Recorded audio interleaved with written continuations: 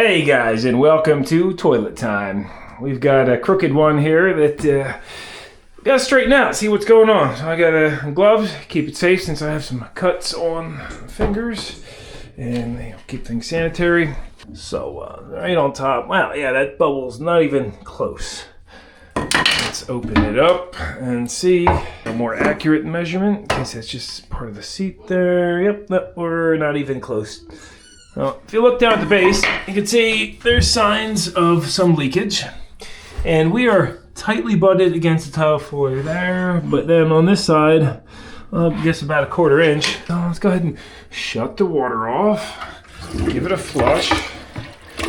And how sturdy is this toilet? Let's give it the rock test.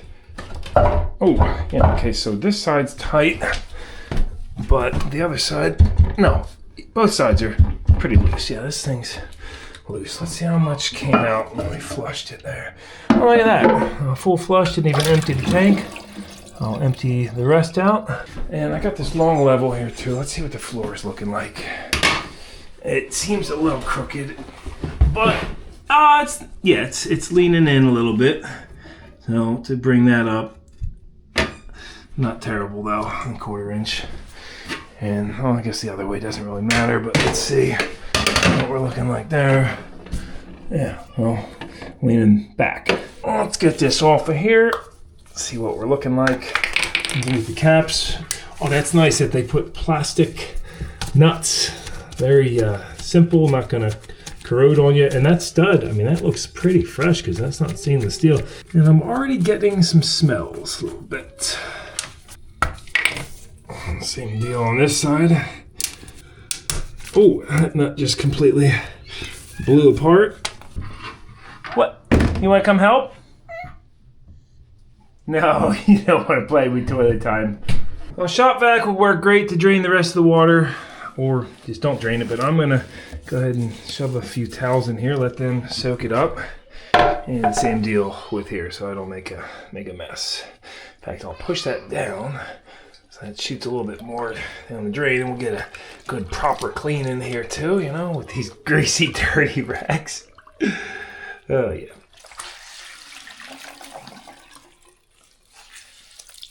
Looks good. Now we disconnect the supply hose. And pop this baby up and off. Oh. Be a good idea to have some cardboard next to you. Set the toilet on that instead of on the floor. And this ain't pretty. It surely was seeping and leaking a little bit, as you can see. Good to nip this in the bud now, so that way the floor doesn't get completely rotted out.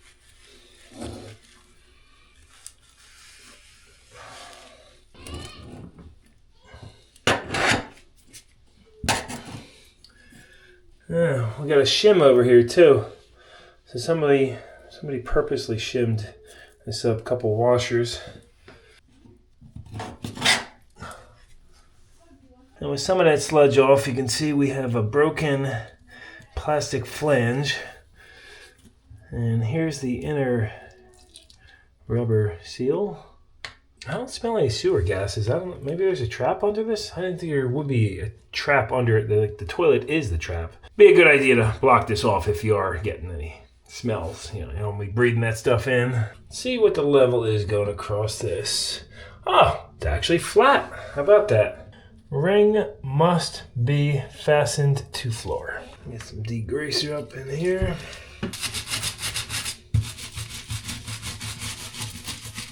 With this cleaned up better, we can see there's a street elbow down there, the male, so this flange is a female that slips over that, and it's certainly glued in place. I know some of these are like rubber seal, so we could remove these screws and get it out. From what I was looking up, that would have been nice, but let's see if these screws comes out. Beautiful. I'll probably get some stainless steel ones.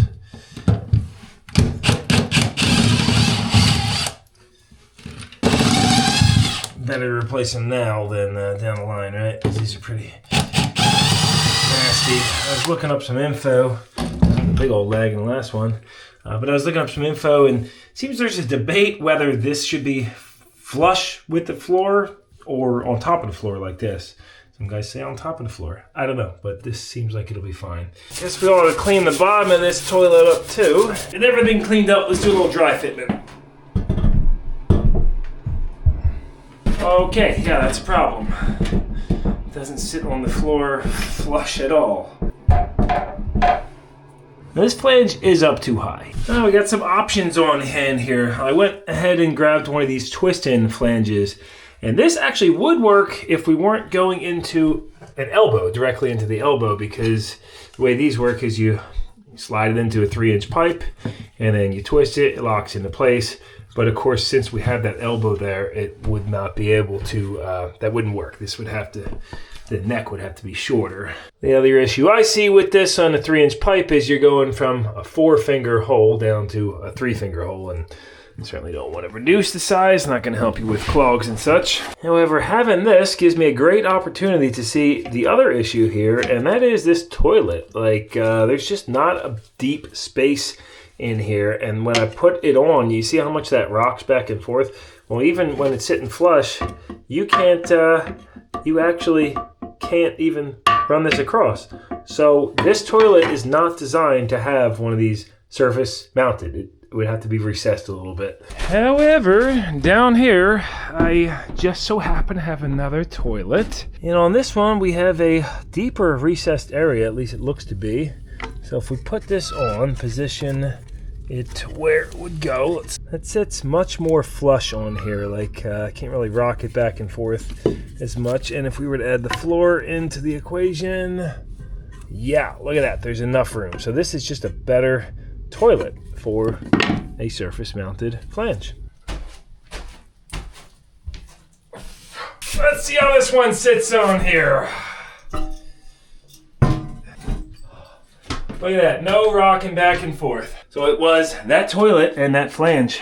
Not a good combo. And this one fits just perfectly, right almost up against the wall. That's the old Pittsburgh toilet from the basement at the last house. Yeah, the Mount Flushmore.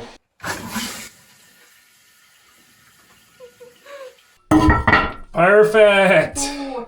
It even looks better than the other one. I mean, the single bowl, like, it's too modern looking for me. I like the classic.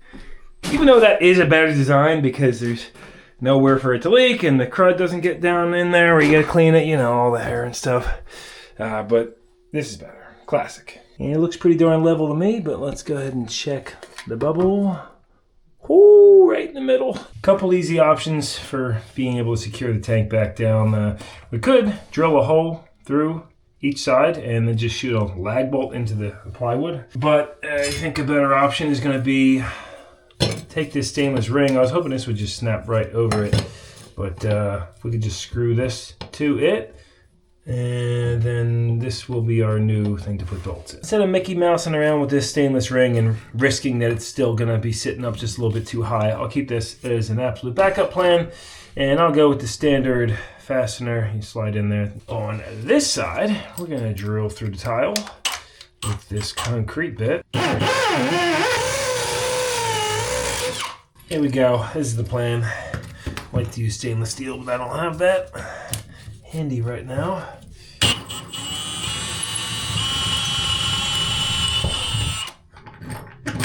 Perfect. Run a nut down. Okay. Time for the wax ring.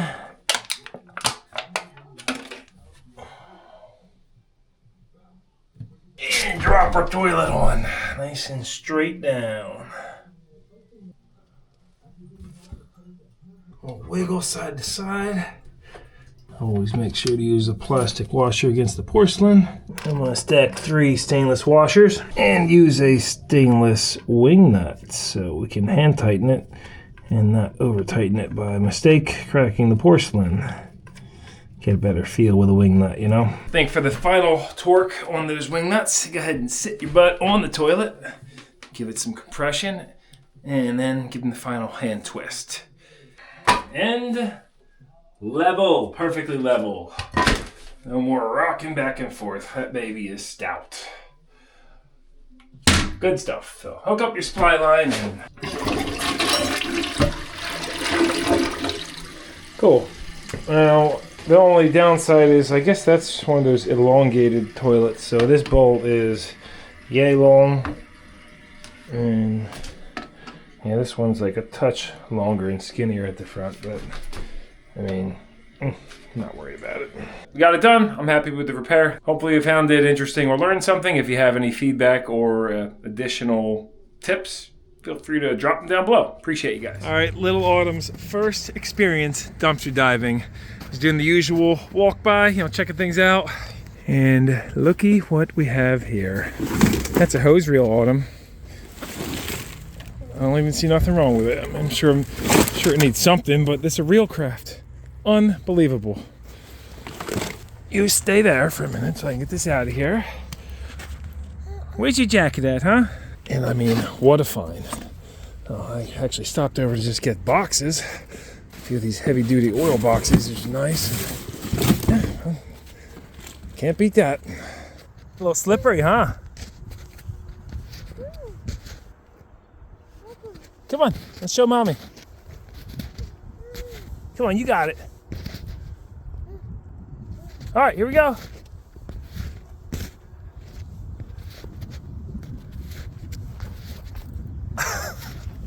This is perfect for teaching her slippery stuff because it's soft when she falls. That's like her 5th time falling, but she keeps getting right back up. Perfect.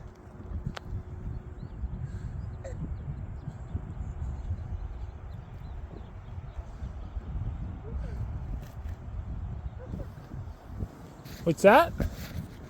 Is your tree. Remember your tree you planted?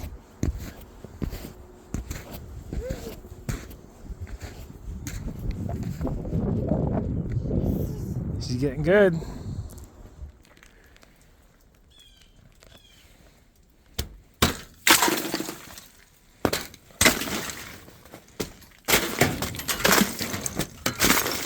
Can't do too much overhang with the sheet steel because it will bend and flex off. And I used to have a gutter on here, but well, that ripped off. Yeah, the side's holding up good too.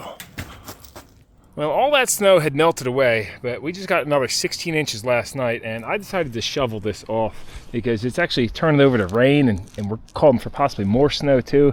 Wasn't taking chances.